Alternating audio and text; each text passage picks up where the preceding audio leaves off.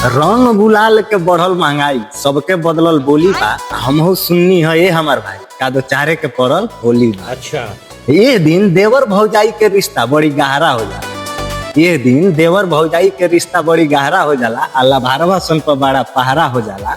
अब बुढ़वन सन के तक केहू पूछे ना, वो लोग के सहारा दारू भांग पर अड़ल बा।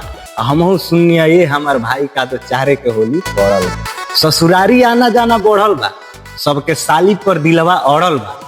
उहो कहस ये जीजाजी घरे जरूर आए काहे कि चारे के होली पड़ल बा। हमरो बात ध्यान रखियो जे लगुआ बाबू के रंग लगइह, अबीर लगइह, डलिह ना केहू औरी में। आ भौजाई सन से बच के रहिए ये हमार भाई, काहे कि उ रंग लगावेली से कम सबसे ज्यादा लसारेली से पंडोहा के मोरी। इहे देख के हमरो मिजाज एने ओने चढ़ल बा। हमरा तरफ से होली के हार्दिक शुभकामनाएं, काहे कि चारे के होली पड़ल बा।